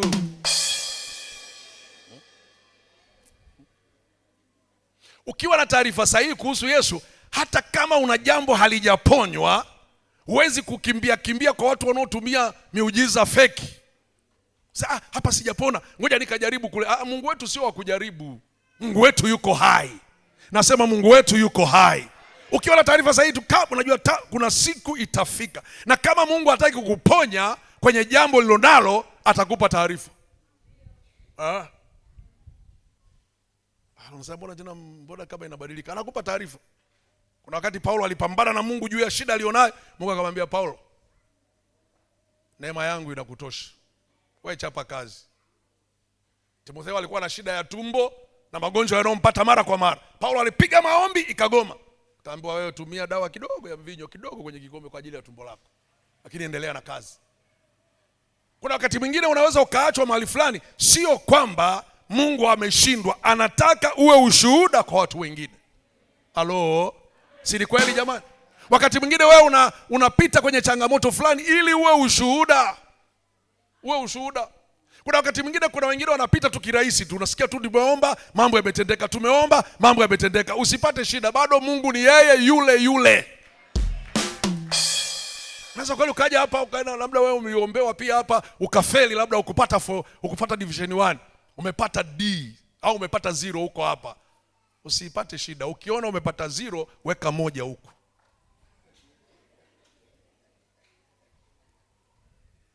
Inatoka ile 0. Maana ukiangalia 0 sana inaweza kukuchanganya mpaka ukaona unaweka 1 huko inakuwa 10. Unaanza kusikia kidogo akili zinafanya nini? Zinakuja. Ukiona zinakuja unaongeza 0 nyingine zinakuwa 100. Na unaanza kuzitune akili zako katika ushindi. Sijui unanielewa ninachokizungumza? Unaanza kutune akili zako katika ushindi. Maana vinginevyo hiyo 0 itakuharibu kabisa mpaka utaona hakuna matokeo. Hata ukiambiwa rudia tena unasema hapana, mimi nilipata 0, siwezi. Utachukia shule mpaka utachukia walimu. No. Na wewe ambaye umepata A, unaitazama A kwa mbali kabisa. Kama sasa ile inakaa A, sitaki kushuka kule. Nataka nione hiyo A inavyotoboa, maana hiyo ni alpha. Nataka nifike kwenye omega. Hallelujah. Mwaka mmoja nilikuwa nimeenda kuhubiri Kenya. Nilikuwa naanza kuhubiri Kenya tangu mwaka 90 ndio nilianza kuhubiri Kenya Injili. Kwa nikawa nimeenda 92 nimeenda kuhubiri. Kufika kule wale zetu walikuwa wameendelea muda mrefu na haya mabango. Wakaniambia bwana tuma CV zako. Wakati ule mimi nilikuwa ni mchungaji tu. Naona? Nilikuwa na cheti kimoja cha shule ya Biblia Marangu. Shule yetu ya Kiswedish. Nilikuwa sijaenda hivi vyuo vingine hivi. Sikuwa na diploma, sikuwa na degree, sikuwa na masters, sikuwa na PhD. Nilikuwa tuna certificate ya Marangu. Wazee wale wenyewe. Sasa naambiwa tuma CV zako. Na sasa CV ndio nini? Yaani tuma CV zako ziweke kwenye matangazo. Nikamwambia Kiande, waambie tu waweke tu evangelist. Wewe waambie tu waweke evangelist. Wakanionea huruma bwana, wakaweka reverend. Sasa hapa juu kuna dokta kutoka Marekani ndio atakuwa mnenaji kwenye hiyo semina. Kuna dokta kutoka Ujerumani ndio atakuwa mnenaji kwenye hiyo semina. Kuna dokta mwingine kutoka Afrika Kusini atakuwa mnenaji. Alafu kuna reverend kutoka Tanzania naye ni mnenaji. Hebu niambie. Nimeingia kwenye ile semina nikicheki zile picha zilivyo. Alafu picha zote zilikuwa za ajabu, ya kwangu ndio ilikuwa na mvuto sana.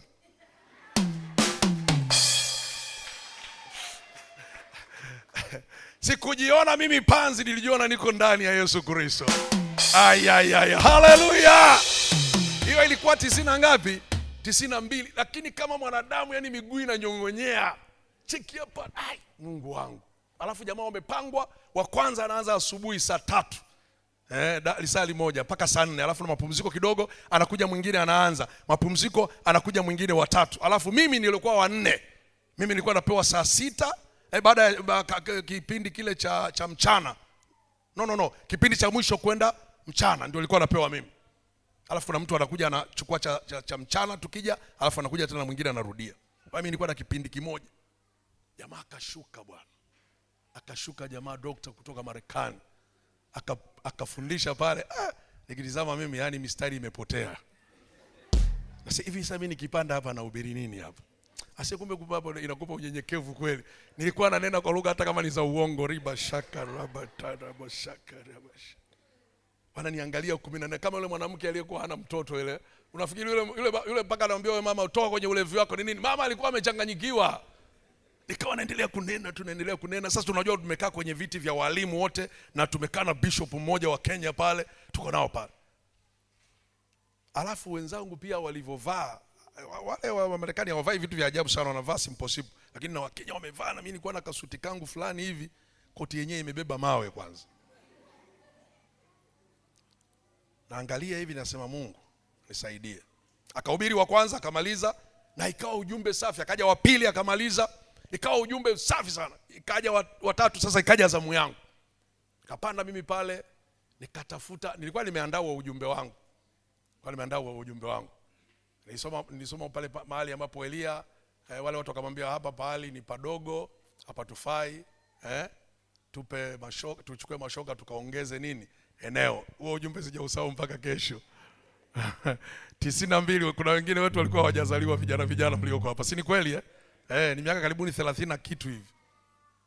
Sasa nikasimama bwana.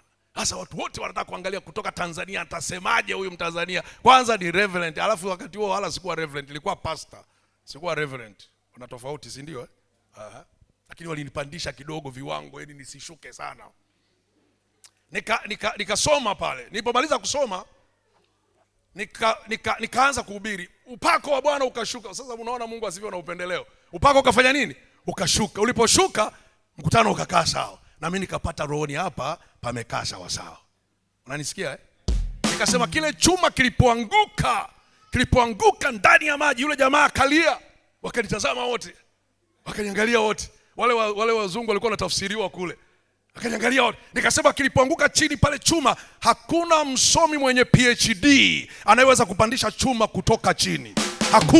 Hakuna msomi mwenye PhD anaweza kupandisha chuma kutoka chini. Hakuna mwenye degree anaweza kupandisha chuma kutoka chini. Hakuna mwenye certificate anaweza kupandisha chuma kutoka chini. Wakaanza kilio, lakini akaja Elia mtumishi wa Mungu. Hakutumia PhD, hakutumia degree, alitumia uweza wa Mungu aishie na kutawala. Haleluya! Bwana, watu wakakaa macho.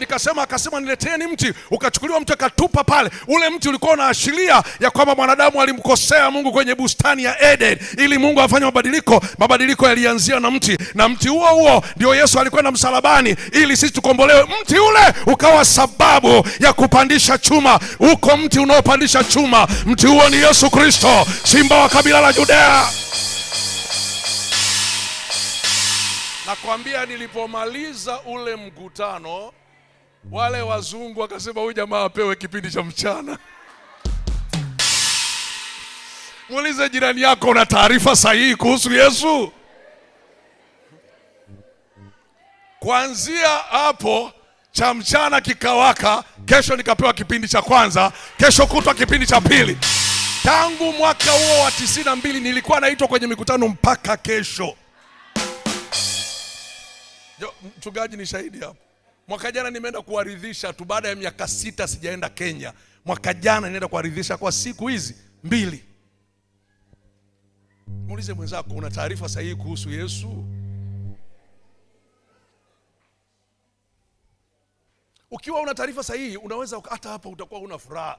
Hata ikitangazwa michango hapa unaona ili kanisa nitahama. Michango kila siku, sijui kuna 50, kuna 2000. Hii hawa jamaa hizo ndio taarifa sahihi. Kuna wakati wa kupanda na kuna wakati wa kuvuna. Itafika wakati mambo haya yataisha. Haleluya. Itafikia tu watu wanaenda kwa mchungaji, wanafika kwa mchungaji na kamati tendaji, kuna jambo gani nataka kuendelea hapa kanisani. Mchungaji anambia sasa hivi tunataka tuendeleze jambo fulani, wanakata tu. Naingiza kwenye akaunti 2,000,000. Kutakuja kutangazwa mchango hapa. Lakini huku mwanzoni lazima tupambane. Wanasema tuwe mkangafu na kalabana. Nakuwa mkangafu ili tufikishe mahali mambo. Haleluya.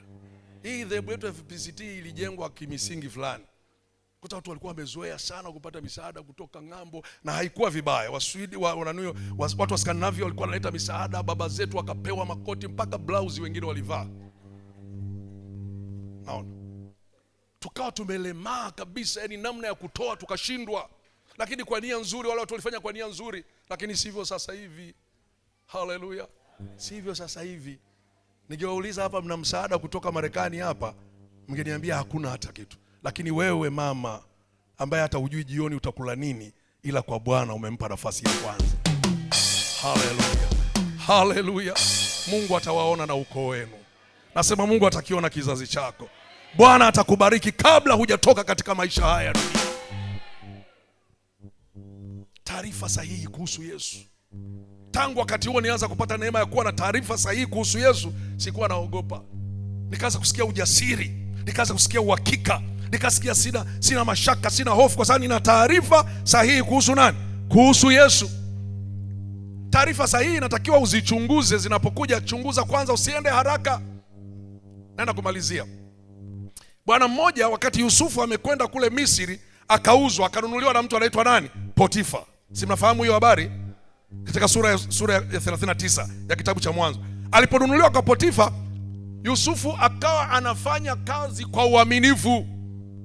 Kwa uaminifu. Ukiwa unafanya kazi, nisikilize, hata mwingine labda uko hapa umeajiriwa labda kwenye nyumba fulani, wewe ni msichana wa kazi, unafanya kazi, fanya kwa uaminifu. Manisikia usinywe maziwa ya mtoto. Malaika wa Bwana anafanya nini? Anakuona. Wewe fanya kwa uaminifu. Fanya tu kwa uaminifu. Wao uaminifu wako utakutoa mahali. Nasema utakutoa mahali. Fanya tu kwa uaminifu. Kama unakuja kufagia zamu yako, usifagie tu ili mradi tu kwa sababu ni zamu. Fagia kwa kuangalia wapi. Hapa mbona kuna kitu hiki? Usisubiri hapa tujaambiwa, fanya kwa uaminifu. Yusufu akawa anafanya kwa uaminifu, anafanya kwa uaminifu. Yule bwana wa ile nyumba alipofika akasema, mbona huyu mtumwa ni mwaminifu sana. Akasikia vizuri sana. Na Mungu akaibariki ile nyumba ya Potifa. Biblia inasema pakawa pana baraka ya ajabu sana.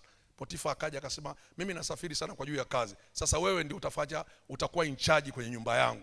Watu wote watakuwa chini yako, wewe ndio utakuwa mkubwa. Kwa kifupi, mke wa Potifa akamtamani nani? Yusufu. Si ndio Si mnafahamu hiyo kisa? Sina somo hilo wala usio na wasiwasi, sina hilo somo. Somo langu ni hili. Yule mke wa Potifa akamwambia Yusufu, Yusufu akakataa. Kwa nini Yusufu alikataa? Kwa sababu alikuwa na uhakika na Mungu wa wapi? Wa mbinguni. Akamwambia, mama sikiliza, siwezi kufanya ubaya huu nikamkosa nani? Mungu. Wewe kaa pembeni. Yule mama akamshika Yusufu, akamvuta nini? Kanzu yake. Unaona Si mnakumbuka moja ilichanwa Hii nyingine imefanya nini nayo? Inachanwa tena, si ndio Yusufu akakimbia. Alipokimbia yule mama akasimama nje akasema, njooni muone huyu kijana wa Kibrania ametaka kunibaka. Kijana akafanya nini? Alipokamatwa akakamatwa akawekwa pembeni, maana yule Potifa alikuwa mtu mkubwa. Potifa aliporudi, Biblia inasema yule mama alikuwa ameiweka kanzu wapi? Nyumbani. Alipokuja akamwambia, mzee sikiliza bwana, huyu mtumwa uliotuletea hapa hana adabu. Siku moja ametaka kunikamata, nilipopiga kelele akakimbia. Nguo yake ndio hii hapa. Yule mwanamke anaongea na nani? Na mume wake. Na yule mume, Biblia inasema akamchukua Yusufu akamtia kwenye gereza la nani? La wafungwa wa mfalme. Ilikuwa ni kweli? Zile taarifa zilikuwa ni kweli? Unaona alikuwa na taarifa isiyo nini? Isiyo sahihi. Japo upande wa pili tunasema ulikuwa ni mpango wa Mungu kumpeleka Yusufu wapi? Kwenye majawabu yake. Sawa jamani? Lakini taarifa lazima uziangalie, usizibebe tu. Kuna kisa kimoja kimetokea juzi tu. Ngoja niwaambie. Nilikuwa huu ujumbe niko nao, lakini ukaniongezea juzi tu. Yaani ninaposema juzi maana yake hizi ndani ya siku 2-3. Hapo chini hapo kuna majengo watu wamejenga, na sisi tuna kibanda, kuna kajengo ketu fulani hatujakamalizia, liko kama hivi, pagala fulani namna. Sasa Mazunde amepita pale anakuta imeandikwa hii ni mali ya benki na namba za simu pale lipo. Akanipigia simu. Tunafika hapa tunakuta jengo zima limezungushiwa maandishi hii ni mali ya benki na namba za simu zipo. Lakini hawakuandika benki gani. Haraka sana kaanza kufikiria ni nani. Mimi na vijana wangu na familia. Nikaanza hapa sijekuwa mmoja wa kijana amefanya nini? Ameuza. Sasa ndio kijana wangu tuko naye hapa. Nikamstua. Akamwambia bwana vipi? Safi. Lile jengo kule chini vipi? Maana kama sisi tukaanza kuchukua hatua alafu tukakutana tena kule ni sisi wenyewe kwa wenyewe. Sitakuwa ni aibu tena. Nikamwambia hivi, akasema vipi? Nikamwambia kuna jengo limeandikwa ni mali ya benki lauzo, ulilichukulia mkopo? Akasema hapana. Sikuchukulia mkopo. Hiyo ni hatua ya kwanza, kutafuta taarifa nini? Sahihi. Tukaenda ofisi ya mtendaji pale, tukaenda tukafika tukauliza, jamani kuna jengo limeandikwa hivi na hivi vipi? Wakasema kuna watu walikuja jana hapa. Benki gani? Benki ya Vision Fund ndio waliokuja kuandika hapa. Vipi? Kuna watu walichukua mkopo. Mwenyekiti anawafahamu. Mimi nawafahamu kwa kuandikisha tu majina. Okay, tukaenda kwa meneja. Tukafika tukamkuta meneja. Bwana vipi? Kuna jengo umeandika kule. Mnamfahamu mwenye jengo? Hatumfahamu. Mwenye jengo ni mimi hapa. Sasa mmeandikaje? Sasa kuna mtu alileta watu akawadhamini. Anawaletaje kuwadhamini? Mimi ndio mwenye jengo. Yuko wapi huyo mtu? Akafungua makaratasi, huyo mtu karatasi yake hiyo, ana nakala zozote ofa, japo hapo kuna ujanja, mtu anaweza katengeneza ofa. Anazo ofa zozote, sijui nani, mpigie simu. Anapigiwa simu, tuko pale tumeweka loudspeaker. Halo, una jengo kule nani? Anasema ndio, na jengo limefikia wapi? Limefika kwenye madirisha. Akaambia huyo unayeongea naye ni afisa ardhi. Una uhakika kwamba? Jamaa akakata simu. Leo ni siku ya 3 hapatikani. Sasa tunawafuata wahusika. Tunamuuliza mwenyekiti, huyu jamaa unamfahamu balozi na mtaa wake aliyekuja? Hapana, simfahamu. Ilikuwaje ukubali kwamba hiki kitu ni cha kwake? Unaona Na benki na tunauliza, na nyinyi mnawekaje dhamana ya mali ambayo hata hamna hati za hakika? Sema alikubali kuwadhamini, yeye ni mwanajeshi. Anafanya wapi jeshi? Hakuna, aliwadanganya. Si unaona mimi nimepata taarifa nini sahihi. Kaambia kafuteni. Wamefuta. Tafutaneni nyinyi. Mshatafutana, mkipatana huko ndio mdaiane huko. Alafu ajabu yake walitaka milioni 20 huo mkopo, walipewa milioni 12 mwaka jana. Alafu watu ni wajasiri, wameenda watu 5 na mwenyekiti na wamepiga picha kwenye jengo. Unaiona dunia jinsi ilivyo hii? Na wamepewa mkopo. Wale benki hawakuwapa milioni 20, walipewa milioni 12. Zimelipwa milioni 4 na mtu mmoja ambaye ni msabato, yeye ni mwaminifu, amelipa. Wengine 4 hawajalipa. Mwisho wa mkopo huo ni tarehe 16 ya mwezi huu wa kwanza. Ndio maana benki waliandika juzi. Sasa unaona milioni 8 hazipo. Na wauliza swali, hivi nyinyi hamfikiri huyo jamaa hata leo hapatikani? Yaani anakubali kupoteza jengo lake kwa milioni 8. Hata hiyo tu haiingii kwenye akili.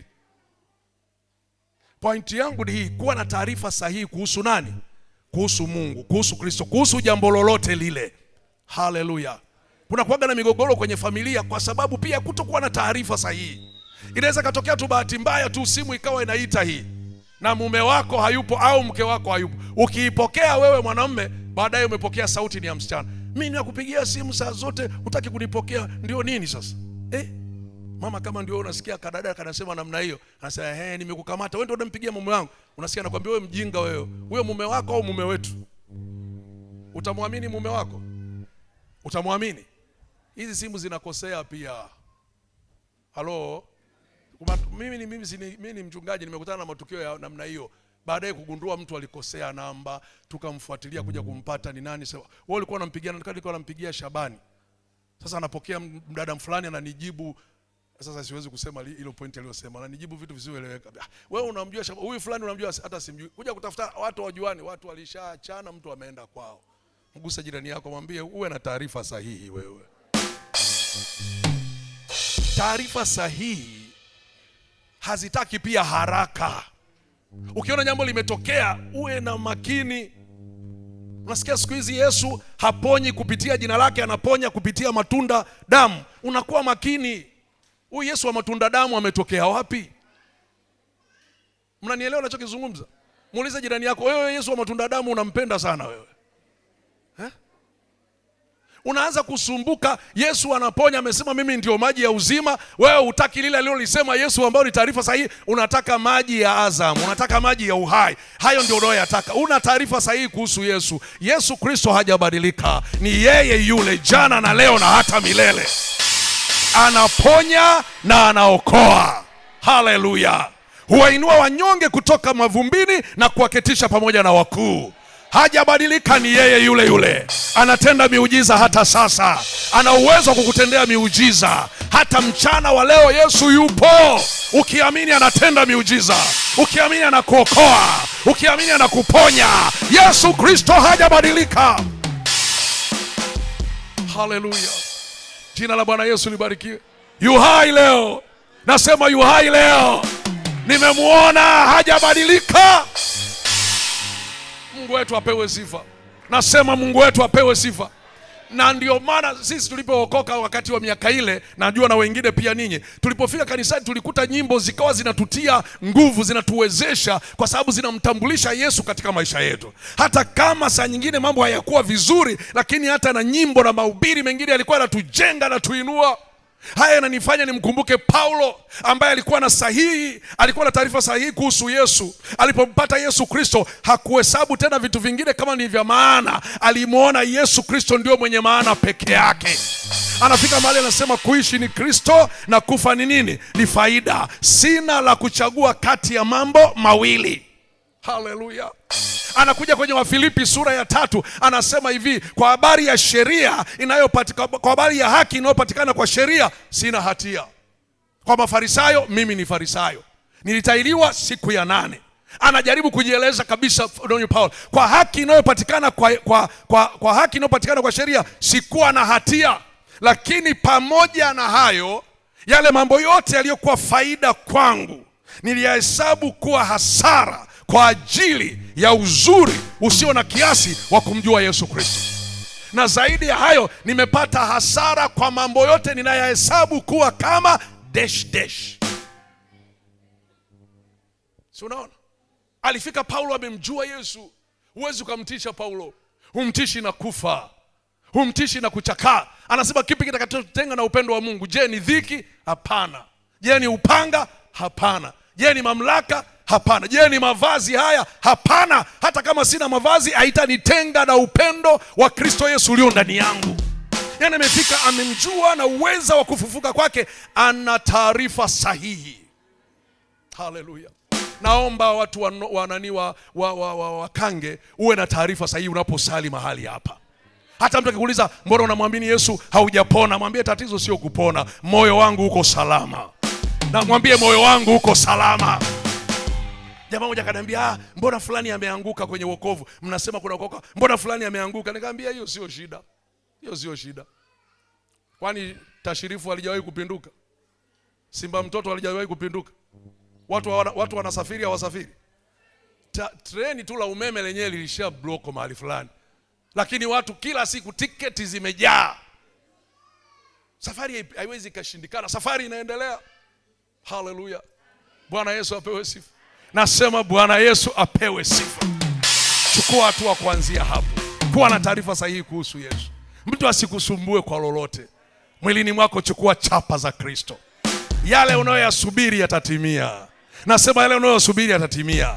Na kama uko hapa uliambiwa Yesu aokoe, nataka nikutangazie mchana wa leo, Yesu anaokoa. Kama umekuja kwa nia ya kukuokoa, Yesu atakuokoa leo. Kuanzia leo atabadilisha maisha yako, ya kale yatapita, tazama yatakuwa mapya. Hajabadilika. Haleluya. Tusimame.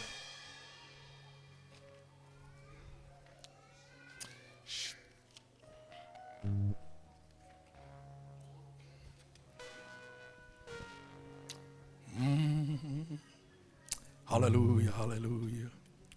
Rora bashana raboshiribi.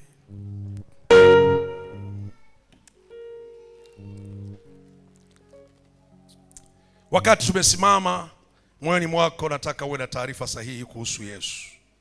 Yesu ambaye nimehubiri habari zake kwa dakika takribani lisana dakika chache. Yesu huyu yuko hai. Yesu huyu anaweza kukufanyia muujiza. Yesu huyu anaweza kukutendea jambo. Na kama mambo yanachelewa, usiogope wala usifadhaike. Yesu yuko pamoja nawe. Haleluya. Haleluya. Na anapokutendea utakuwa kama mtu unayeota ndoto. Utasema, kumbe ni kama anaota ndoto. Angalia yule mama Hana. Mwanamke mwenzake alizaa watoto 10. Biblia inasema watoto 10. Yule mwanamke mwingine Penina alizaa watoto 10. Tuchukue interval ya miaka mitatu. Sasa ana miaka mingapi? 30. Una mtoto. Na huyu mama Hana hakubadilisha mwelekeo. Alijua watoto hawatoki kwa mwanamume, wanatoka kwa Mungu. Mama huyu akamimina moyo wake kwa Mungu bila kumshutumu rafiki yake, bila kumshutumu mwanamke mwingine. Biblia inasema Mungu akampatia neema. Mama huyu akapata ujauzito, akamzaa Samueli, akampeleka hekaluni kwa Bwana. Baadaye Mungu akamuongezea watoto wengine 5, akawa amejifungua watoto 6. Kupitia Samueli akawa nabii, kupitia Samueli akawa muamuzi wa taifa la Israeli. Mungu huyu ambaye ukiwa na taarifa zake sahihi, bado hujachelewa. Hapo unapofikiri umefika mwisho, hapo ndipo Mungu anataka kuanza. Inawezekana uko hapa kuna shida ya kupata kazi. Mungu yupo mchana wa leo. Inawezekana uko hapa, kuna ugonjwa umeambiwa huo ni wa ukoo wako. Nataka kuambia Yesu anayeponya yuko hapa. Kuna watu wamekuambia Yesu haokoi. Nataka nikwambie Yesu alibeba dhambi zako msalabani, na kwa kupigwa kwake sisi tumepona. Yesu yuko hapa, atabadilisha maisha yako. Nataka nikwambie hutaendelea hivyo unavyoendelea siku zote. Siku zako zinahesabika. Bwana anakwenda kukuinua. Hallelujah. Bishop, pastor, tuongoze wimbo kwa kuabudu. Mungu unaishi, Mungu unaishi, mkono wako ni mkuu sana, Mungu unaishi, Mungu wetu, Mungu unaishi. Hebu inua mikono yako juu kama ishara. Mungu unaishi, mkono wako ni mkuu sana, Mungu, Mungu unaishi, imba Mungu wetu,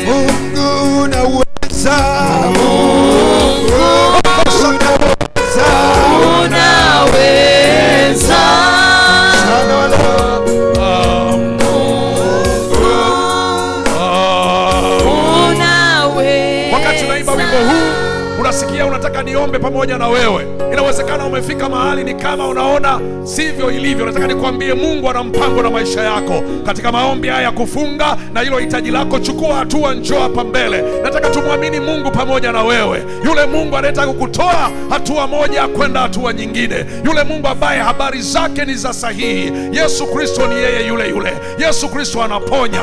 Yesu Kristo anaokoa. Yesu Kristo anainua watu kutoka mahali fulani. Chukua hatua, fanya haraka, njoo hapa mbele. Nataka niombe pamoja na wewe katika jina la Yesu Kristo. Nataka tuombe pamoja na wewe mchana wa leo. Kuna jambo la ajabu Bwana anakwenda kulitenda. Kuna jambo la ajabu Bwana anaenda kukutendea katika jina la Yesu Kristo. Anaenda kukutendea jambo la ajabu. Wewe ni wa thamani machoni pa Bwana. Wewe ni wa thamani machoni pa Mfalme. Wewe sio mtu wa kawaida.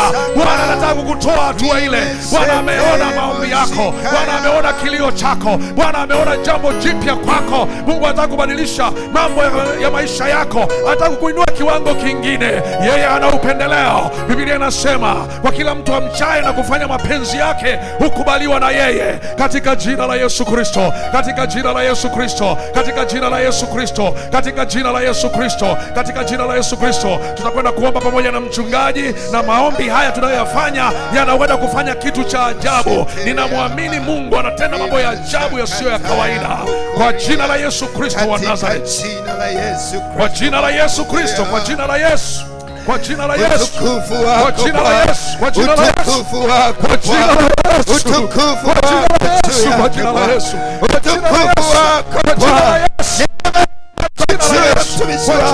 kwa jina la Yesu, kwa jina la Yesu, kwa jina la Yesu, ikapate majibu, ikapate majibu mchana. Lile jambo ingilia kati na nguvu, ingilia kati sasa, fanyia maajabu jina la Yesu. Maisha ya mwana huyu, unajua ingilia kati mtakatifu wa Yesu, nguvu ya Roho Mtakatifu achilia uweza kuanzia leo, ayaone mambo kwa upya kwa jina la Yesu, kwa jina la Yesu. Achilia uweza wa Bwana ukufunike, uweza utukufu wa Bwana uwe pamoja nawe, atakusaidia, pokea tumaini jipya, Bwana atakutetea, usiogope, usiogope, Bwana atakutetea kwa mwanamume huyu ambaye utamleta duniani, inaweka mikononi mwake, nafunga nguvu zote, maumivu yote, mateso yote, kuanzia leo usiwe na mateso tena, ujifungue salama, ujifungue salama, ushindi wa Kristo wetu yako, kwa jina la Yesu, kwa jina la Yesu. Pokea ule muujiza ambao Bwana amekusudia kwa jina la Yesu Kristo wa Nazareti, kwa jina la Yesu, kwa jina la Yesu. Bwana anaona kilio chako, Bwana anaona kilio chako. Pokea, pokea muujiza wako, pokea muujiza wako. Ni wakati wa kuinuliwa kwako, ni wakati wa kuinuliwa kwako. Mungu linawezekana, anahitaji kukuinua kutoka kwa mwanadamu, kwa Mungu linawezekana, kwa Mungu linawezekana mchana leo, lisilowezekana kwa mwanadamu. Pokea ujasiri, pokea tumaini jipya kwa jina la Yesu, kwa jina la Yesu Kristo. kwa jina la Yesu, Lisilowezekana kwa mwanadamu, kwa Mungu linawezekana. pokea kipawa Lisilowezekana kwa mwanadamu, kwa Mungu linawezekana. Pokea neema ya Kristo, pokea ushindi, pokea kuvuka zaidi. Kibali cha Bwana, kibali cha Bwana juu yako, msaada wa Bwana, msaada wa Roho Mtakatifu juu yako. Imesetea masaka rikataya bosetaya remesekataya mosikata remesetaya Bwana akutegemeze. Pokea ushindi wa Bwana katika mapito yako, lipo tumaini, upo ushindi mbele yako, kuna jambo jipya katika jina la Yesu. Lisilowezekana kwa mwanadamu, kwa Mungu linawezekana. Endelea kuamini tu, endelea kuamini tu, endelea kuamini tu. Lisilowezekana kwa mwanadamu, kwa Mungu linawezekana. Remesekataya masaka, kwa jina la Yesu Kristo. Neema ya Bwana juu yako, msaada wa Bwana juu yako, uzima wa kiroho ndani yako. Pokea neema, pokea uzima, pokea ushindi, pokea uponyaji katika maisha yako kwa jina la Yesu, kwa jina la Yesu. Bwana akusamehe, kila kizuizi Bwana akutakase, Bwana akusafishe kwa damu yake, Bwana akusafishe kwa damu yake, akusafishe kwa damu yake katika jina la Yesu Kristo. Neema ya Bwana, utukufu wa Kristo, utukufu wa Bwana, majibu ya Kristo yanakuja kwa ajili yako. Usikate tamaa, usivunjike moyo tena. Lipo tumaini, lipo tumaini katika jina la Yesu, katika jina la Yesu. Inarabasaka ya rabo shiribianda rababa rapasaka moria. Hallelujah, hallelujah.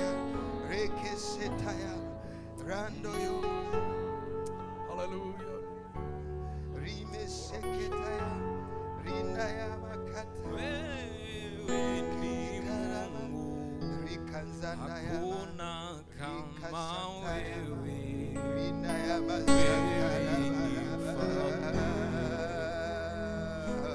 Bwana umeketi mahali pa juu palipoinuka, wewe ni mfalme.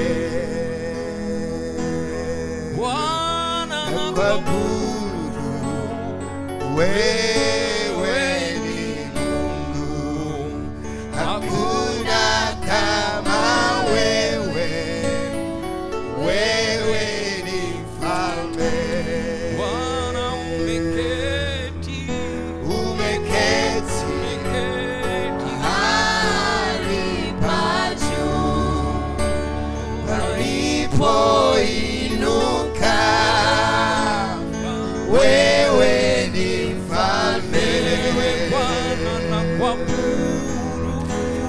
kuabudu. Wewe ni Mungu, hakuna kama wewe. Wewe ni mfalme, umeketi mahali pa juu palipoinuka. Wewe ni mfalme,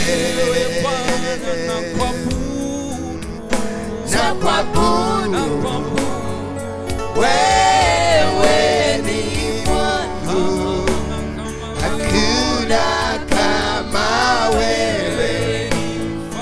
Wewe ni mfalme, umeketi mahali pa juu palipoinuka. Wewe ni mfalme. Yesu we, Yesu we, Yesu we, oh Yesu we, kila kitu kwangu. Yesu we, Yesu we, Yesu we, Yesu we, Yesu we, Yesu we, yeah, kila kitu kwangu. Yesu we, yeah, Yesu we, ah, Yesu